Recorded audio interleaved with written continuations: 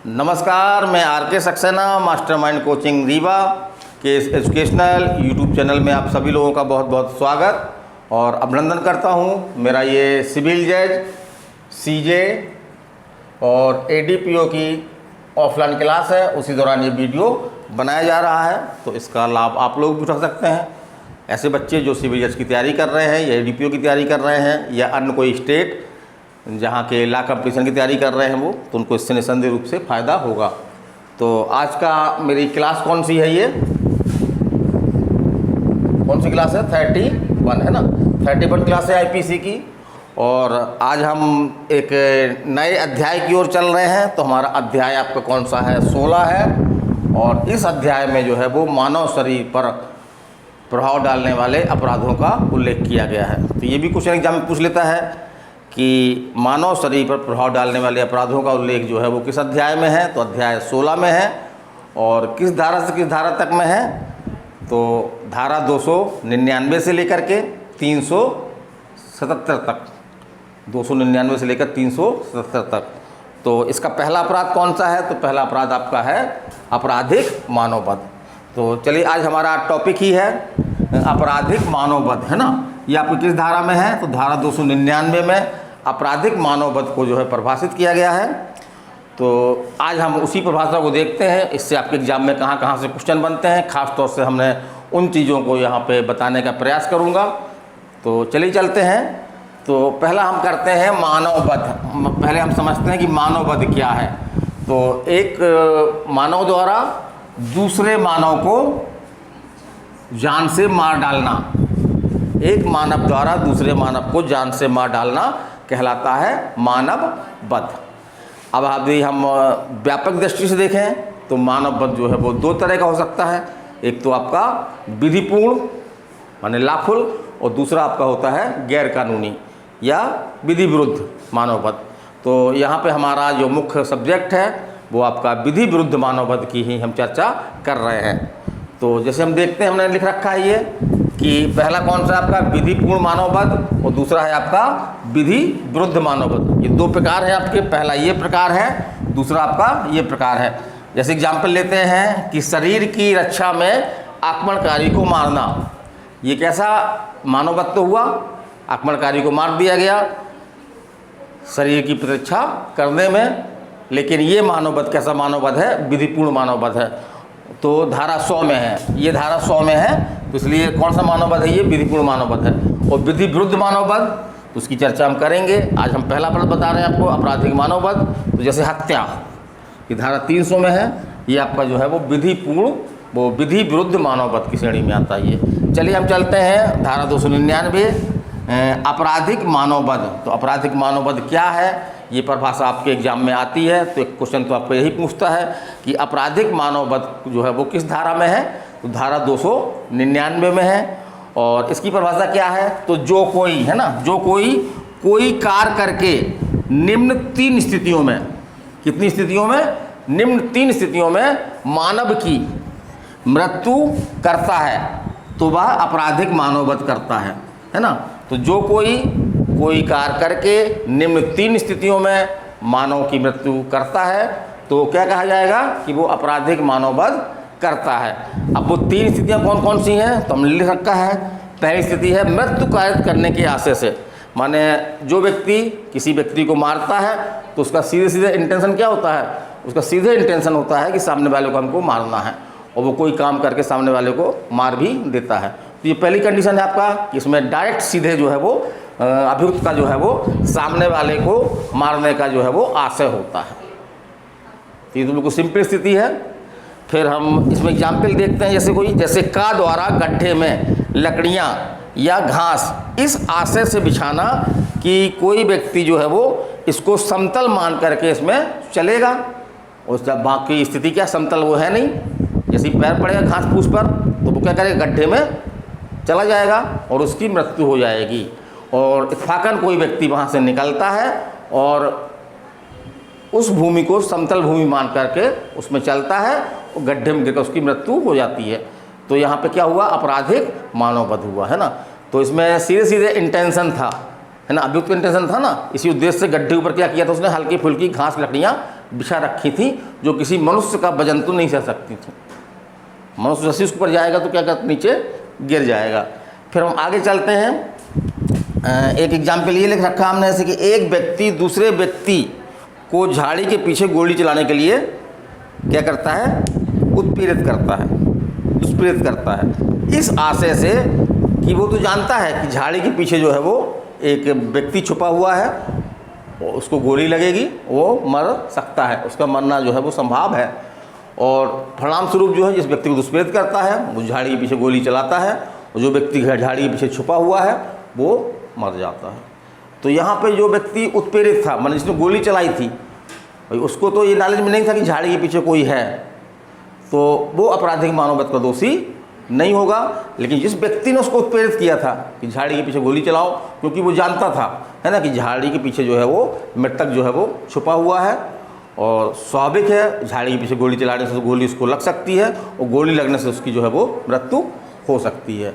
फिर दूसरी कंडीशन हम देखते हैं, तो दूसरी कंडीशन है आपकी ऐसी शारीरिक क्षति कारित करना, है ना, माने आशय पूर्वक कोई ऐसी शारीरिक क्षति कारित करना जिससे मृत्यु कारित हो जाने की जो है वो संभावना है, संभाव है ना।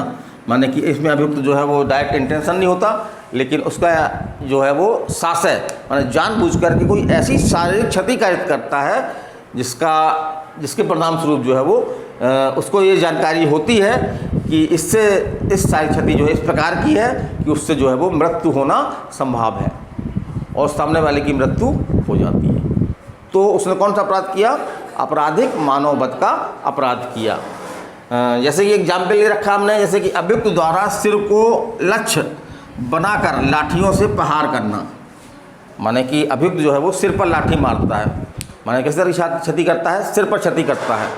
तो यहाँ पे जब सिर पर क्षति की तो यहाँ पे वो ये संभाव जानता है, यहाँ पे ये संभाव वो जानता है कि अगर सिर पर लाठी से हम मारेंगे और सिर में जो सारी क्षति होगी तो उससे क्या हो सकता है, सामने वाले व्यक्ति की जो है वो मौत भी हो सकती है, और सामने वाले व्यक्ति की मौत हो जाती है। तो उसमें आपका यही है कि ऐसी सारी जानते बूझते हुए आशयपूर्वक ऐसी सारी क्षति कारित करना जिससे अभियुक्त जानता है कि उससे मृत्यु कारित होना जो है वो संभव है। तो यहाँ पे कौन सा अपराध होगा, आपराधिक मानववध का अपराध होगा। फिर हमने तीसरी कंडीशन ले रखी है कि यह ज्ञान रखते हुए, है ना, कि यह ज्ञान रखते हुए कोई कार्य करना जिससे संभव है कि सामने वाले व्यक्ति की जो है मृत्यु हो जाए। तो यहाँ पे ज्ञान है, माने वो कोई भी काम कर रहा है, जैसे कोई व्यक्ति बहुत दिन से भूखा है और हम उसको खाना नहीं दे रहे हैं, और उसको खाने की तलाश सकता है कि अगर उसको खाना नहीं मिला तो वो मर सकता है, और हमने आशयपूर्वक क्या किया, उसको खाना नहीं दिया, माने कि हम उसको खाना नहीं देते हैं। तो हमको ये ज्ञान तो होगा कि भाई इस व्यक्ति को इतने दिनों से भूखा है, यदि इसको खाना नहीं दे दिया जाएगा तो क्या होगा, ये मर जाएगा। तो यहाँ पे तीसरी कंडीशन आपकी लागू होती है कि यह ज्ञान रखते हुए कि यह संभव है कि वह उस कार्य से उस व्यक्ति की मृत्यु कारित कर दे, और वो कार्य करके अगर मृत्यु कारित कर देता है तो ये क्या होगा, आपका आपराधिक मानववध होगा। फिर हम देखते हैं एग्जाम्पल लिखा हमने, जैसे आ पर, है ना, आ व्यक्ति है, उस पर जो है सा और दा सिर को लक्ष्य बना करके प्रहार करते हैं, आ का सिर फट जाने से मृत्यु हो जाती है। यहाँ अभियुक्त को यह ज्ञान रहा होगा कि सिर पर प्रहार करने से जो है वो मृत्यु होना जो है वो क्या है, संभव है।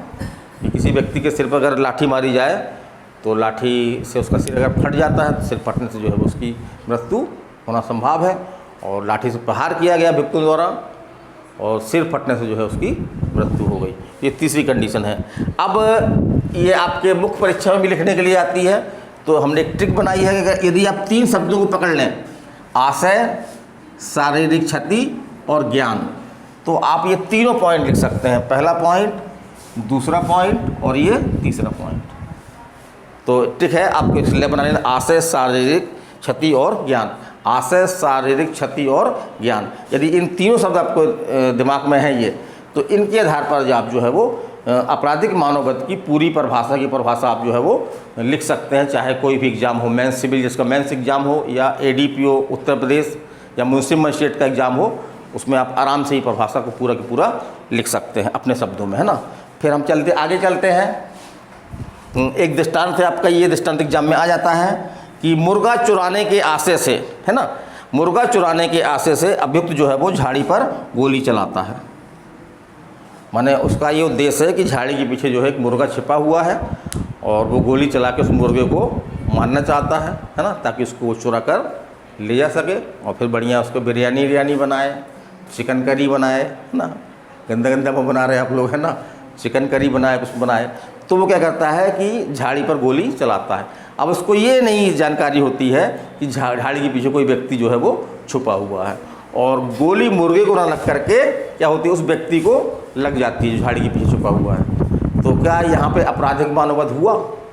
तो यहाँ पे आपराधिक मानववध नहीं हुआ, क्योंकि किसी भी कंडीशन में वो नहीं आ रहा है ना पहली कंडीशन में आ रहा, ना दूसरी कंडीशन में आ रहा, ना दूसरी में, ना तीसरी में। तो यद्यपि उसका काम कैसा है, मुर्गा चुराने वाले काम कैसा, अच्छा काम है, कानूनी काम है, गैर कानूनी काम है, गैर कानूनी काम है ना। तो यद्यपि उसका कार्य जो है वो विधि विरुद्ध था, लेकिन अभियुक्त ने जो है वो आपराधिक मानववध नहीं किया, आपराधिक मानववध का दोषी नहीं होगा। तो ये दृष्टांत आपके एग्जाम में आ चुका है। तो अगर आता है आपको तो आपको ऐसा मत कर देना कि मुर्गा चुरा रहा था, वो गोली तो चलाई ही तो आपराधिक मानववध का दोषी हो जाएगा, नहीं। यहाँ पे उसका कोई भी ना तो इंटेंशन था, ना ऐसी कोई शारीरिक क्षति थी, ना उसको इस तरह की कोई ज्ञान था, है ना।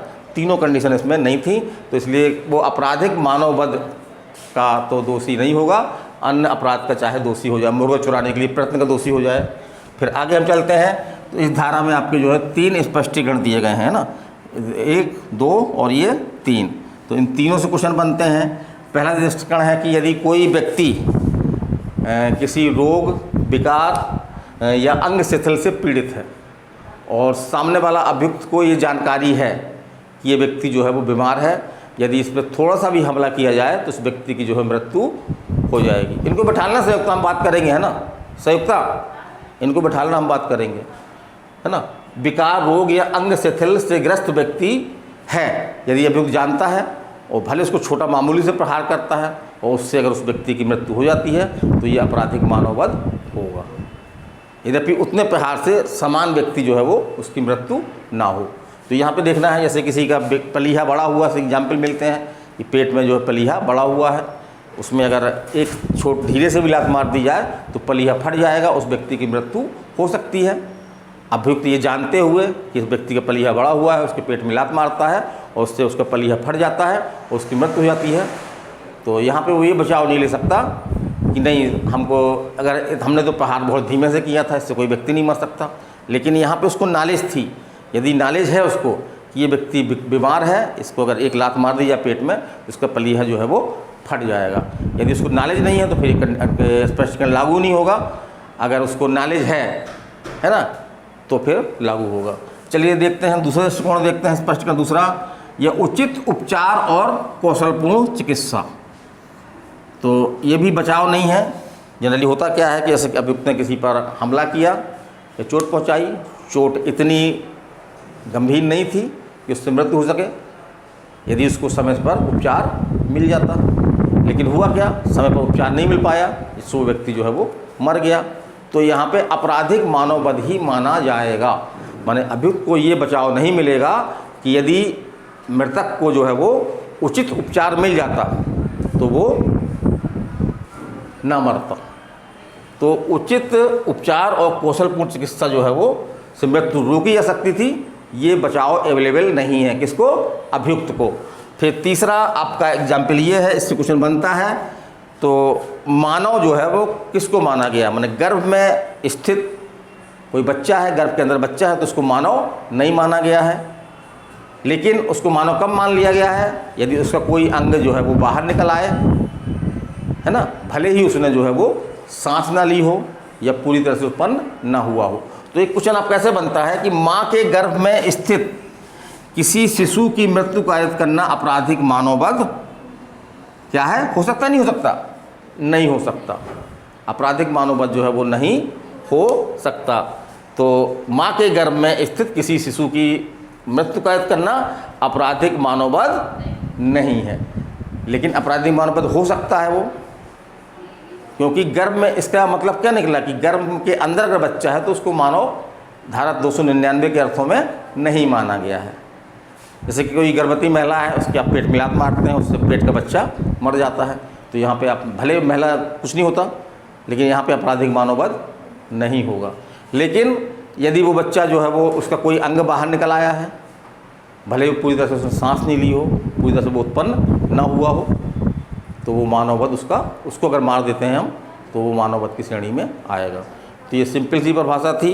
सिविल जज ADPO की ऑफलाइन क्लास चल रही है और उसी के दौरान ये वीडियो बनाया जा रहा है। तो कल हमारा बहुत ही महत्वपूर्ण टॉपिक होगा, वो होगा आपका हत्या, है ना। तो हत्या के हम दोनों पार्ट बताएंगे आपको, माने कि कब हत्या होती है और कब हत्या जो है वो आपराधिक मानववध हत्या नहीं होता। आपराधिक मानववध ही कब हत्या होता है और कब हत्या नहीं होता। तो धारा 300 में आपके 2 खंड दिए गए हैं, उसको डिटेल से मैं कल बताने का प्रयास करूंगा और बड़ी सरल और सहज भाषा में। तो चलिए, विदाई का समय है, अभी आज तो फिलहाल ही क्लास हो गई, तो विदाई लेते हैं। नमस्कार, धन्यवाद।